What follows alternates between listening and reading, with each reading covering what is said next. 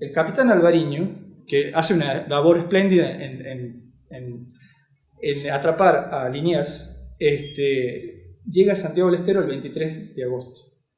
Va a la casa de Borges. Imagínense en la ciudad de 5x5 que venga un tipo que no se conoce en un caballo que evidentemente representa una autoridad de otra parte, que son bastante distintivos. Esas cosas uno las conoce como de inmediato. Este soldado atraviesa la ciudad de Santiago y se mete por la 25 de mayo, hoy 25 de mayo, donde estaba la casa de Borges. Donde calculamos estaba la casa de Borges. Y se queda en la casa de Borges. 8 días están juntos sin que Alvariño salga de la casa.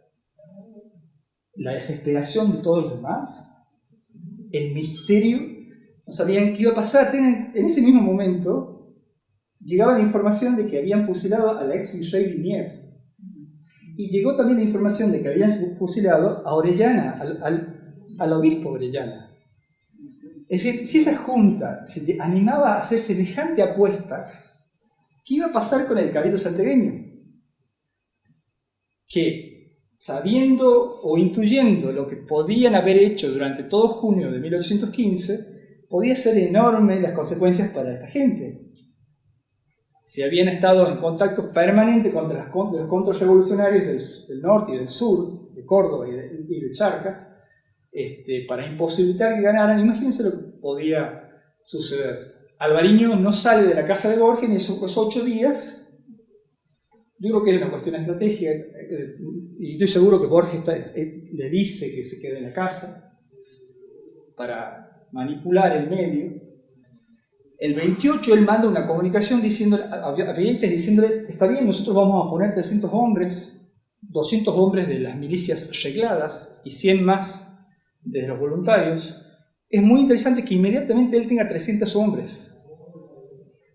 Pero también es muy interesante que quienes están a cargo de esos 300 hombres son Juan Felipe Ibaya, es Pedro Pablo Gorostiaga, es Domingo Iramaín, está por ejemplo el doctor Ispizúa como capellán, Severo Ávila, hijo de Pedro Ávila, en las 3 compañías distribuidas. O sea, de nuevo están todas las familias, pero no son las que están en el cabildo.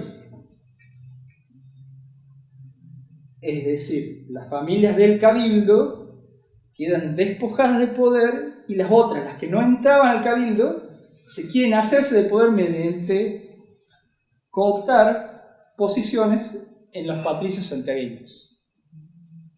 Borges no es tonto, él sabe que uno es primo, el otro es sobrino, en fin, van más o menos relacionados. Aquí, cuando Juan Francisco Borges le dice a la Junta, bueno, tenemos finalmente esta cantidad de hombres, se produce un alivio, porque en Córdoba estaba el gobernador Juan Martín de Pueyrredón. Pueyrredón le dice a Chiclana: no sé qué hacer con esta gente, se nos van, todos desertan. Le pasa lo mismo que a Liniers. Los cordobeses no se arriesgan en ninguna de las 2 causas. Esto es notable.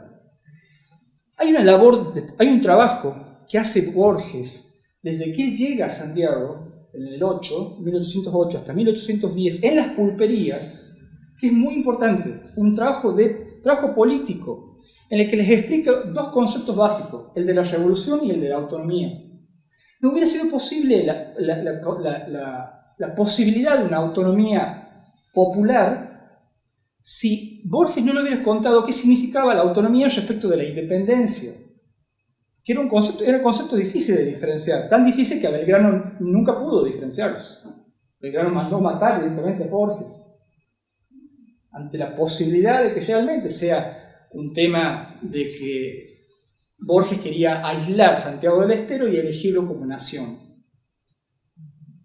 Esto que va haciendo Borges como trabajo es lo que le permite tener a esta cantidad de hombres, porque es cierto, las primeras posiciones de las tres compañías están ocupadas por familias del poder, pero el resto no son familias del poder, el resto son indios, el resto son negros liberados, o negros a quienes prometen 5 años, que 5 años de servicio les otorgarán la libertad.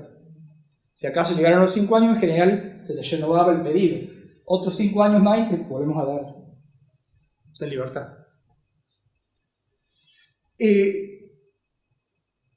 Cuando en septiembre es un mes terrible para el cabildo, para este cabildo y toda esta gente del poder que va intentando reacomodarse.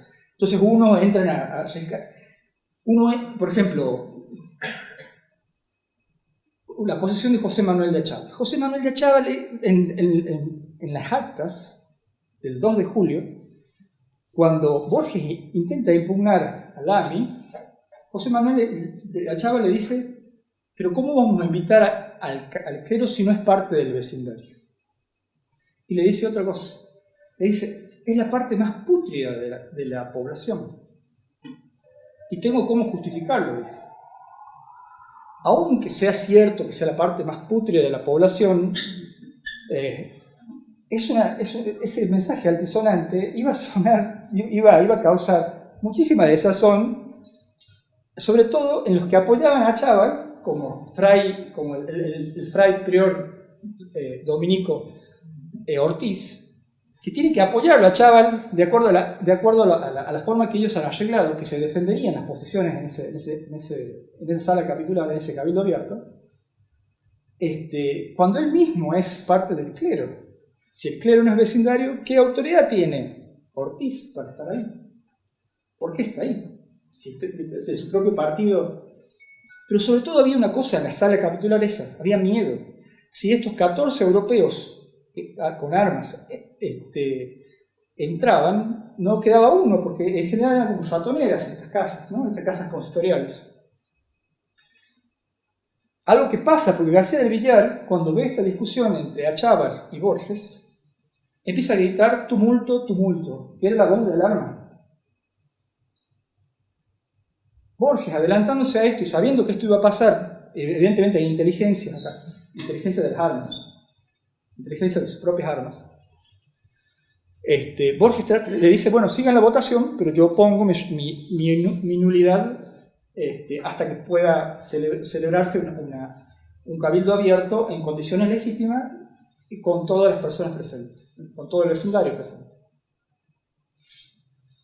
Esta situación de Achával lo pone en una situación muy difícil respecto de la Junta. Imagínense qué piensa Moreno, Castelli, Vieites, Saavedra, hasta el mismo Saavedra, Chiclana que asume como gobernador de Salta, es decir, gobernador de toda esta región, a quien se le informa todo esto. ¿Qué posición tiene José Manuel de Achával? A quien le interesa sobremanera que estar políticamente bien con esta gente, porque sus negocios y sus intereses van por un lado que necesita de la política. Además, de una forma u otra, está permanentemente en el cabildo. Quiere seguir sustentando esa posición. ¿Qué hace José Manuel de Achával? José Manuel de Achával se va hasta Ayuncha a esperarlo, a Ortiz de Ocampo y a la fuerza de Ortiz de Ocampo. Con Germán Lugones, que era amigo de Vicente López. Vicente López, autor del himno, padre de Vicente, del historiador, ¿no? Padre de Vicente López. Y nieto de Lucio P. López.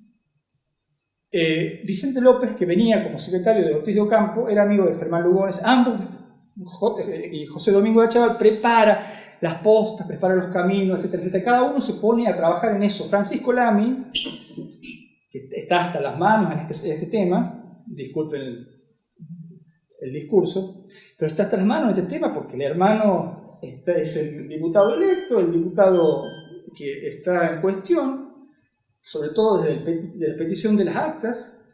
Francisco Lamy arregla las postas de Manogasta y Silípica, las pone en condiciones, aparentemente era enorme, había que arreglar las carretas para la artillería. La artillería es un tema muy complicado porque además de ser pesada, son difíciles de manejar, entonces las carretas deben ser especiales, las ruedas, etcétera, etcétera. La resistencia, en fin, tiene millones de temas. Lamy se ocupa de eso y hace decir en un acta del 1 de octubre que no va a imponer ningún cargo, o sea, no va a hacer cargo de los gastos efectuados. Es una gracia que Francisco Lamy nos concede a nosotros, a la nación. Esta concesión de Lamy va a ser, junto con las demás, igualmente hipócrita. Francisco Solano de Paz también arregla la de Capital. Domingo de Palacio, que es el primero citado en el acta del 1 de octubre, arregla la de Capital, que es la más importante, porque finalmente acaban a hospedarse toda la tropa, la que viene y la que vendrá. Hay que arreglar esta posta de aquí, y eso implica una cantidad enorme de suma de dinero que Domingo de Palacio no tremula en gastar, siendo avaro como es Domingo de Palacio, por otras cosas que uno sabe de las actas capitulares. Evidentemente le tiene miedo a esta junta. Todo ese mes de septiembre va a ser un mes donde Alvariño va a ingresar cuantas veces quiere al cabildo. Imagínense, se produce una reunión, a partir de ahí empiezan a hacer reuniones regulares, no cada tanto, sino regulares, y Alvariño aparece, para el espanto de todos. Entonces entran a venir todos a ver si en esa reunión aparece o no aparece Alvariño. El 17 aparece, el 17 de septiembre vuelve a aparecer por tercera vez en septiembre.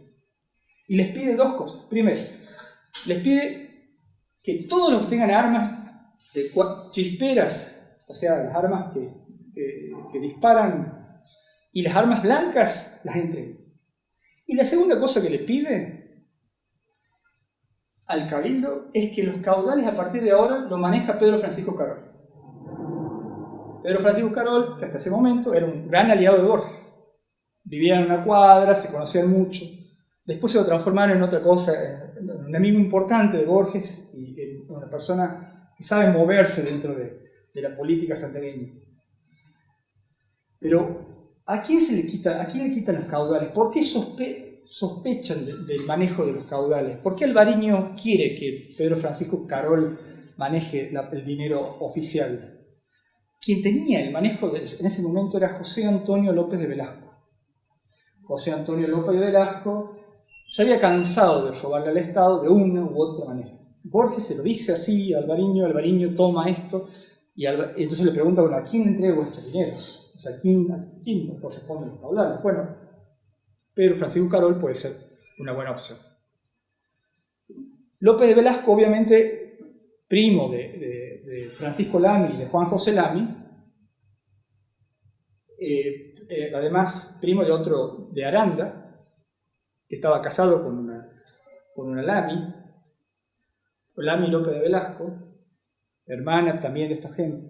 O sea, como verán, todos estaban como vinculados. Pero Pedro Francisco Borges, la ironía de todo esto, que Pedro Francisco Borges también es primo, sobrino, tío, hermano, etc. Sin embargo, obra en un sentido diferente. Es de una franqueza y de una situación en que, a pesar de que es como voluble y permanentemente tempestuoso, cambia de opinión y arrasa con todo, es un tipo que no es hipócrita. Es toda una rareza, es un rara avis santiagueña y nacional. En octubre ya empieza a volcarse esta cuestión de la contrarrevolución y quiénes son los acusados. O sea, la elección de Lamy, gran desazón del cabildo, en esa acta del 1 de octubre le dicen al cabildo lo siguiente: que tengan en cuenta que el alma de todos estos hombres, refiriéndose a ellos, en virtud de las cosas que han hecho en la posta de Sirípica, la Manobasta, la de Ayuncha, y la de la Noria, y la de Capital, es porque están inspirados en el alma de Juan José Lamy. Esto del alma de Juan José Lamy es maravilloso. Hasta lo que me preguntaba es cómo estos hábiles negociantes de la política no se dan cuenta de que no pueden seguir sosteniendo esa elección ni a ese diputado. ¿Qué hay con Lamy? ¿Qué pasa por qué Juan José Lamy? ¿Por qué resisten con Lamy? ¿Por qué no cambian? hay un temor profundísimo de que el representante de Santiago del Estero ante la Junta, es decir, ante el poder, sea Juan Francisco Borges. Porque el ataque de Juan Francisco Borges a Lamy es absolutamente directo. Juan Francisco Borges había sufrido años anteriores una práctica común, la de que bueno, sigue siendo una práctica, la de que en las paredes de su casa lo amenazaban, ¿no?, de muerte.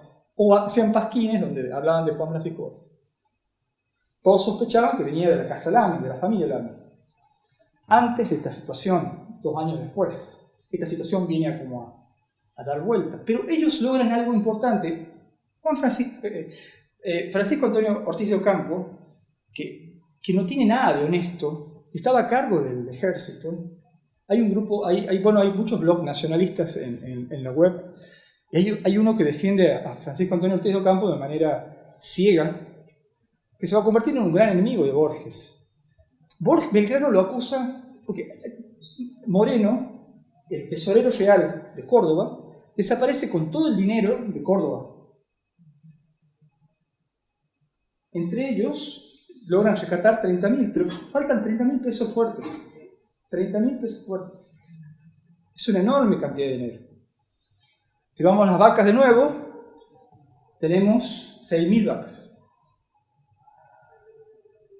Esa enorme cantidad de dinero aparentemente se la quedó Ortiz de Ocampo. Y Ortiz de Ocampo va a hacer lo mismo cuando pase por Santiago.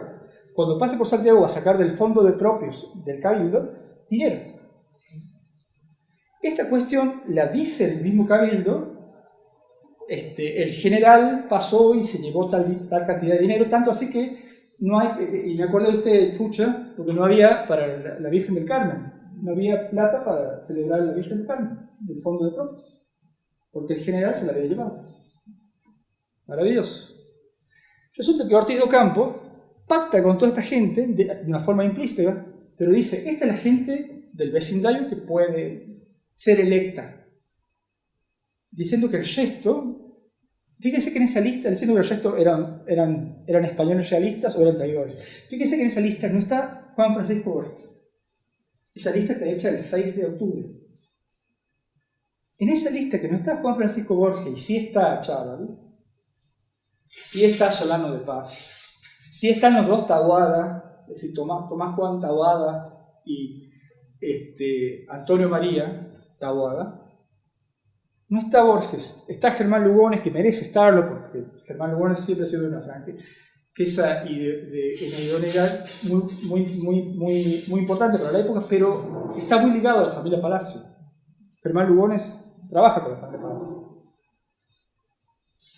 En esa lista del Cabildo, en esa lista que Ortiz de Ocampo elabora y que manda a la Junta, diciendo quiénes son los hombres que sí pueden representar a Santiago del Estero, o con lo que se puede trabajar acá, ya está elaborada la recomposición del poder, del nuevo poder. Si ustedes suman lo que les he dicho de la conformación de patricios, más esta lista, ustedes pueden ver quiénes son los nuevos actores del futuro. Antonio María Taboada, Tomás Juan Taboada, Germán Lugones, Solano de Paz, Ispizúa, Suárez ocuparon un lugar en el 13, en el Cabildo. Todos ellos, todos los nombrados, van a ocupar de una forma u otra durante todo el 10 al 20, hasta van a ser firmantes Martín de Herrera va a ser firmante del Cabildo, firmante de la autonomía, del acta de la autonomía. Hay una recomposición importante. Los que están eliminados son los palacios. En eso no hay forma de transigir. Ortiz de Ocampo sabe que no puede transigir. Lo que sugiere Borges es que Ortiz de Ocampo se vendió, es decir, que le pagaron para estar en la lista.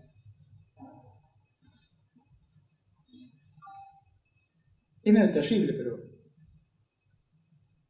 el poder finalmente logra volver a ubicarse.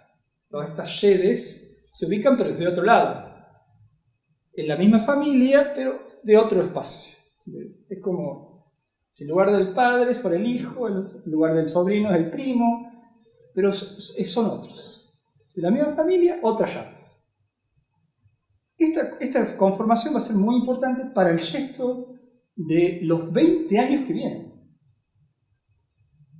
Es muy importante esto que acaba de suceder.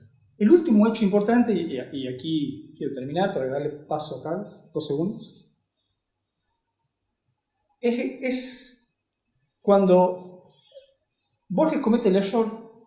Borges había apostado a ese ejército que él había creado, Patricio Santiagueño, uniformado, había puesto 5.000 pesos de su bolsillo para hacer eso, pero cometió este error como grave.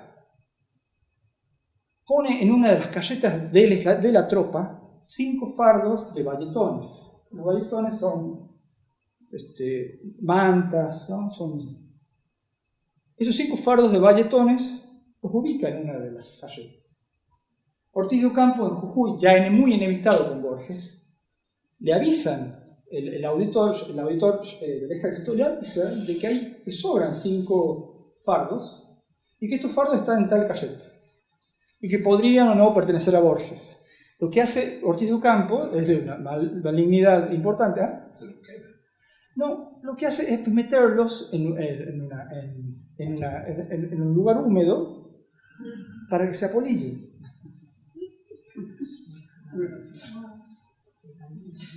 Borges se enoja, se da cuenta de la intención. 3 semanas después, claro, se enoja cuando él llega, porque él va detrás de su ejército, ¿no? Entonces es el último en llegar.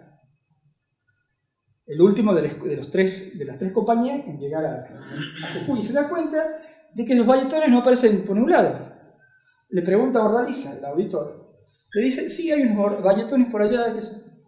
Va con 2 testigos, los abre, están todos apolillados, los bayetones.